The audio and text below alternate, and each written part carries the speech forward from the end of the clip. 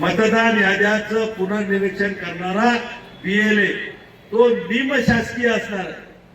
कारण की शासनाचे माणसं म्हणजे बीएलओ तो ज्यावेळेस घरोघरी या मतदारांची छाननी करण्यासाठी मतदान यादी तयार करण्यासाठी फिरेल तर त्याच्यासोबत जाण्याचा अधिकार आणि फिरण्याचा अधिकार तो फक्त बीएलएला असणार आणि अधिकृत असणार आहे. यांच्याकडून पक्षाकडून त्यांना वेगळं आयडेंटिटी कार्ड येणार आहे. म्हणून प्रत्येक बूथवर एक चांगला कार्यकर्ता की ज्याच्याजवळ वेळ आहे, जो सुशिक्षित आहे, जो घरोघरी जाऊन करण्याची त्याच्यामध्ये उत्सुकता आहे किंवा त्याच्यामध्ये क्षमता आहे, अशाच कार्यकर्त्याचं नाव त्या बूथसाठी बीएलए साठी आपल्याला ताबडतोब द्यायचं आहे. त्यांचे फॉर्म भरायचे आहेत.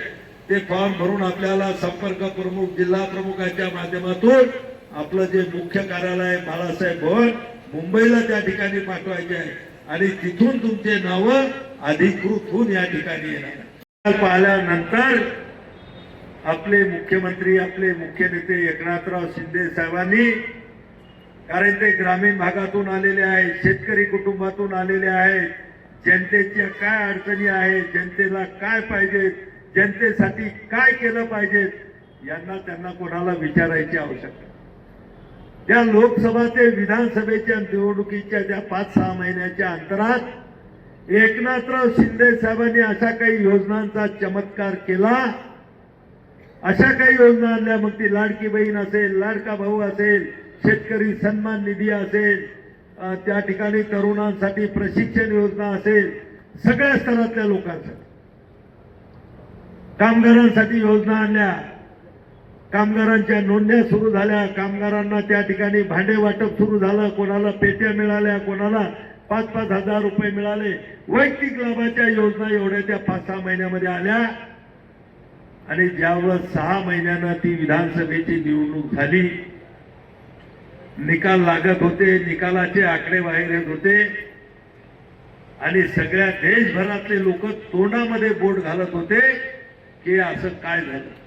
उतरा, तुम्हाला मी सांगतो, आत्मविश्वासाने जर आपण पुढे गेलो ती निवडणूक आपण जिंकल्याशिवाय राहतो. आत्मविश्वास मजबूत असतो. आणि फक्त आपल्याला आता जिल्हा परिषद पंचायत समितीवरच लक्ष ठेवायचं नाही. जिल्हा परिषद पंचायत समित्यात आपण जिंकूच, पण माझी सगळ्यांना विनंती आहे की जरा सहकार्याकडे पण ध्यान द्या. आपल्या गावातल्या ग्रामसेवा सोसायटीकडे सुद्धा लक्ष द्या. ग्रामसेवा सोसायटीतली खूप ताकद आहे, तिच्यात पैसे नाही, पण मोठमोठे पद जर तुम्हाला घ्यायचे असतील तर त्याची पहिली पायरी ही ग्रामसेवा सोसायटी. ज्या वेळेला शिवसेनेची स्थापना झाली त्यावेळेला बाळासाहेब ठाकरेंनी हा भगवा ध्वज आपल्या खांद्यावर दिला. हा भगवा साधा सुद्धा नाहीये. हा भगवा ध्वज प्रभू रामचंद्राने हाच भगवा ध्वज घेऊन रावणांचा राक्षांचा वध केला.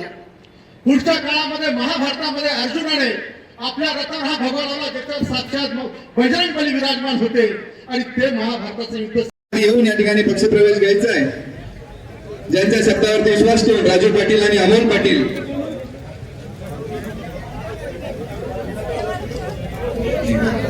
सुद्धा त्यांच्यावर यावं.